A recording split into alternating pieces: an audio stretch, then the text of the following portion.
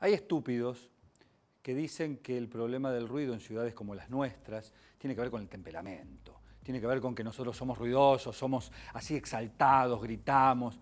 No, no, no. Los que hemos tenido la suerte de ir alguna vez a alguna ciudad europea, podemos comprobar cómo el silencio muchas veces se escucha. El silencio es un valor. Y esto no tiene que ver con el carácter, con el temperamento, ni con la forma de vida. Tiene que ver con la ausencia directa del Estado. De un Estado que no nos cuida y que se somete al chantaje permanente de quienes generan ruido y hacen de eso quizás hasta un negocio. Rafael Gentili, es legislador porteño por Proyecto Sur. ¿La ausencia del Estado es muy notoria en el tema del ruido? Totalmente. Del Estado en la parte de ejecutar y de controlar el problema, ¿no? Porque hay una ley, como bien decía la señora, hay una ley del año 2006, está reglamentada esa ley. Hay un plan estratégico de la APRA, que es la Agencia de Protección Ambiental, que tiene que controlar esto, 2008-2012. En ese plan se reconocía que la ciudad de Buenos Aires es la cuarta ciudad más ruidosa del mundo. La cuarta ciudad más ruidosa del mundo. Del mundo. ¿Detrás de quiénes tenemos? Tokio, Nagasaki y Nueva York. ¿Está? Lindo récord, ¿no? Lindo, ¿no? O sea, no siempre nos gusta estar primero en todo. Los primeros 4 en nivel de ruido de todo el mundo. Compartimos el podio con 2 ciudades, por lo menos muy lindas como Tokio y Nueva York, pero en algo que la verdad no es muy lindo para compartir con ellos. No enaltece, claramente. ¿Eh? No enaltece. Para nada, para nada. Y ahí en ese mismo plan estratégico se decía que en el año 2010 tenía que estar el mapa del ruido. Hoy lo que tenemos ¿Por qué es necesario el mapa de ruido? ¿Por qué se lo cita como el elemento base? Porque vos tenés la ley establece que diferentes niveles de tolerancia del ruido de acuerdo al tipo de zona que se trate. ¿Tá? Esto es muy importante por lo que se veía en el informe del transporte automotor, colectivo básicamente, pero también autos y motos, y camiones y carga y descarga, pero también en conflictos muy puntuales que hay en la ciudad de Buenos Aires, como son los recitales. ¿Tá? Entonces vos podés tener en el mismo barrio de Belgrano zonas de avenidas con un nivel de tolerancia al ruido más alta que hacia el interior del barrio. ¿Tá? Ahí hay una cosa de percepción extraña, ¿no? Porque quienes viven, por ejemplo, en las adyacencias de la cancha de River o de la cancha de Vélez, se quejan sistemáticamente y hasta han logrado algunas medidas mitigadoras en relación al ruido, pero no se quejan o no perciben como un daño las decenas de líneas de colectivo que pasan por la Avenida Libertador, por ejemplo, y que deben ser una especie de taladro neumático sobre la cabeza de ellos sistemático. Exacto, sí. Lo que pasa es que también eso es así. Lo que pasa es que también lo que tiene es la frecuencia en la cual se produce el ruido y el nivel de acostumbramiento que hay. Los recitales generan una frecuencia muy fuerte en un momento determinado, una concentración de tiempo que lo hace quizá para esa gente más intolerable que algo que convivieron toda la vida, ¿no? Que uno se acostumbra a cada cosa. Claro, entonces, pero por eso es el mapa. Hoy, si vos tenés que reconstruir el mapa, tenés que agarrar las mediciones del gobierno de la ciudad, últimas mediciones, septiembre, 18 puntos, septiembre del 2012. ¿Son confiables esas mediciones? Bueno, se supone que son aparatos, reflejan aparatos más sofisticados que eso que ustedes tienen, precisos, que están instalados en puntos fijos, ¿no? No podría decir que no son confiables, tendría que haber un técnico que diga que no. Yo, digamos, creo en la palabra del Estado en ese aspecto. Como que sí. Lo que pasa es que están así y uno tiene que empezar a hacer análisis sobre esa información. Después vos tenés la nivel de tolerancia, dónde entra la ciudad, el código de planeamiento urbano en cada una de las 5 áreas definidas de diferentes tolerancias al ruido. Desde el silencio, por ejemplo, reserva ecológica, por ejemplo, un hospital. Habrá que ver en la zona de internación del Hospital Rivadavia cuál es el nivel de ruido, ¿tá? Pero esa es la zona donde tiene que haber más silencio o una microcentro de la ciudad más amplia de ruido. Entonces acá vos tenés la diferencia, las diferentes zonificaciones de la ciudad en dónde están, ¿tá? Y después tenés que ir al Código de Planeamiento Urbano con todas las zonificaciones para hacer el cruce y decir, a ver, en Cabildo y Juramento 80 está bien o está mal. A partir de eso, ¿es posible tomar alguna medida? La Claro, pregunta obvia es que no se tomó ninguna medida. Por eso es importante tener el mapa del ruido. Porque todo esto estaría mezclado en una base de datos y vos entrarías a Internet, como pasa por ejemplo en Lima, vos entrás a Internet y decís en cada punto de la ciudad cuál es el nivel de ruido permitido. ¿Tá? Entonces, y ahí y además no te alcanza a tener un mapa de ruido que te diga en cabildo y juramento hay 80 decibeles y nos bancamos 80 decibeles. No, sino después la ley te dice que hay que tomar medida de mitigación de ese ruido para que tienda a bajar.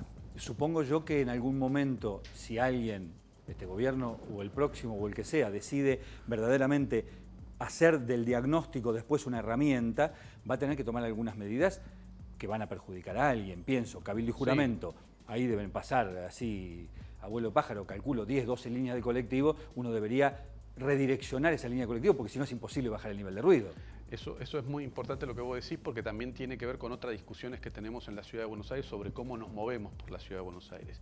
Y nuestra crítica a esa tendencia que hay con la idea del Metrobús, por ejemplo, de reforzar la presencia del colectivo en la Ciudad de Buenos Aires sin pedirle incluso nada a cambio a las empresas de colectivo que inviertan en mejorar la pésima infraestructura que ellos tienen para prestarnos el servicio. Bueno, lo que me estás diciendo es que agregando al sentido común que todos tenemos y que nos indica que es mejor viajar por debajo de la tierra que por arriba de la tierra, está el dato adicional del ruido. Exacto, y no solamente por arriba de la tierra, también nosotros, por ejemplo, trabajamos en la idea de extender el modo tranvía en la Ciudad de Buenos Aires. Entonces, cuando vos hablas del ruido, claramente la gente tiene que moverse por la Ciudad de Buenos Aires. La Ciudad de Buenos Aires históricamente eligió como medio de transporte público, por lo menos en el interior de la ciudad y a partir del déficit de los trenes también para venir del conurbano, el colectivo. Y lo que se está reforzando es esa política. Se le está mejorando el negocio a las empresas de colectivo. Además no se le pide nada a cambio, no hay ninguna obligación. El medio de transporte más ruidoso, más contaminante también por el efecto de los... Sí, contaminante en los dos sentidos. Exactamente. Y no se le pide a los dueños de ese transporte, que son beneficiados por la cantidad de boletos que venden, que por lo menos inviertan en silenciar las unidades. Por ejemplo, con la excusa de que no dependen de la ciudad y dependen de la nación. Ahora, perfectamente la ciudad hoy puede decir tal línea de colectivo no funciona más en la Ciudad de Buenos Aires, no puede pasar por la Ciudad de Buenos Aires hasta que no mejore el nivel de ruido que emiten sus unidades. No lo hace, claramente. No, es una decisión política, no toman, como también está pasando ahora que los recitales se trasladaron de River o de los estadios a la Costanera Sur. Ahí los terrenos que tiene IRSA en la Costanera Sur. En la Costanera Sur, por la reserva ecológica, no puede haber ruido. Y sin embargo, hoy tenemos recitales que claramente es está pensado incluso un megaestadio llamado Arena, ahí en la puerta de lo que es la isla de Marchi, en un lugar donde claramente por la presencia de la reserva ecológica... Bueno, pero si no les importan las personas, menos le van a importar los animalitos que están en la reserva. No, bueno, pero es importante. Sí, pero pasa también importante la función, vos lo sabés bien, sí, Sergio, no, que claro. cumple la reserva en la biodiversidad y en la sustentabilidad. Sarcástica. Claro, sí, totalmente, pero también el efecto ambiental que tiene la reserva positivo para los que vivimos en la Ciudad de Buenos Aires, ¿no? Por supuesto, y por eso hay que protegerla. Exactamente, entonces ahí está, claramente, están las herramientas dadas, las herramientas legislativas, muy buenas herramientas legislativas como esta ley de ruido. ¿Es buena la ley? Sí, yo no soy un especialista en el tema, pero consultando con la gente que sabe de diferentes tendencias, es buena la ley, tiene los parámetros incluso en los lugares que tiene que tener, como la reserva ecológica, los hospitales, por debajo de lo que dice la Organización Mundial de la Salud, llega a 60 decibeles o 50 en algunos casos, entonces creemos que sí, es una ley muy en una tendencia que tenía la legislatura cuando sacaba buenas leyes, muy puntillosa, como la ley Basura Cero, ¿viste? ¿Cómo Muy es exigente. eso, la tendencia de la legislatura cuando sacaba buenas leyes? ¿A qué se dedica ahora la legislatura? Perdón, hago una digresión que no tiene que ver con el tema del ruido, pero me lo dejás picando. No, lo que pasa es que sí, el nivel de calidad legislativa. ¿Sacar malas leyes? Bueno, sí, en mi punto de vista claramente sí, sobre todo malas para los intereses de los que vivimos en la ciudad y la disfrutamos la ciudad todos los días y la padecemos también. Eran leyes que claramente iban en la tradición que inauguró la Constitución de la ciudad, que era proteger derechos y proteger a las personas y revalorizar derechos. Hoy claramente las leyes más apuntan a proteger y revalorizar negocios. Entonces ese es el cambio y eran muy puntillosas. Hoy nos critican, si uno quiere llevar una ley de estas características al recinto, nos suelen criticar la mayoría del PRO y muchas veces también el kirchnerismo acompaña esa idea, nos critican por el exceso de reglamentarismos. Nos acusan de ser muy reglamentarios. Cuando decimos, mira, queremos que hagas esto y después hagas esto y después hagas esto, como dice la ley Basura Cero, que fija metas, ¿tá? Eso para la concepción que reina hoy la legislatura, que gobierna la ciudad, no solamente la legislatura, esos son excesos de reglamentarista del legislador.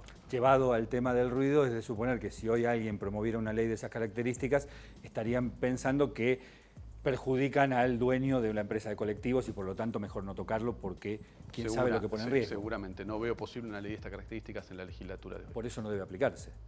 Y bueno, eso. Supongo yo. Sí, es una conclusión, me parece que acertada. ¿Hay alguna medida política que pueda adoptarse para lograr que la ley de ruido pueda empezar a aplicarse en serio? Ganar elecciones. Ajá. Esa es la medida política que tenemos que hacer los políticos, es hacer mejor las cosas nosotros, mostrar nuestra capacidad, trabajar, estudiar, ¿no?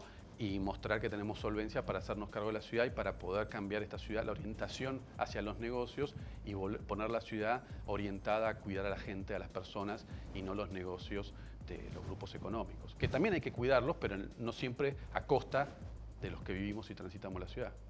Rafael Gentili es legislador por el Proyecto Sur. Muchísimas gracias porque ha sido bastante ilustrativo de algo que deberíamos proteger, la salud auditiva de la población de la Ciudad de Buenos Aires, pero evidentemente esto no ocurre. Vamos a una pausa, enseguida seguimos con Contaminación Cero.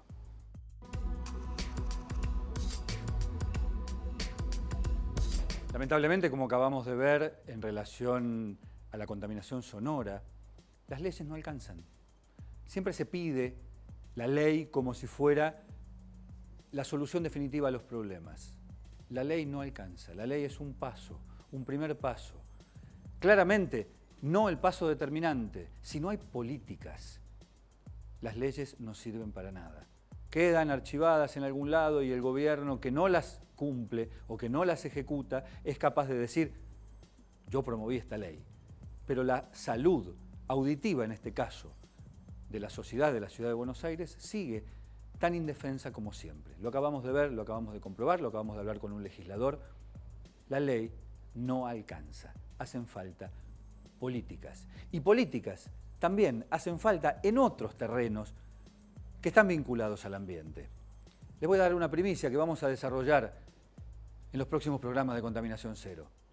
El director del zoológico privatizado de la Ciudad de Buenos Aires, el director del zoológico subastado como si fuera un cuadro al mejor postor de la Ciudad de Buenos Aires, Claudio Bertonati, se fue, renunció, pegó un portazo. ¿Por qué?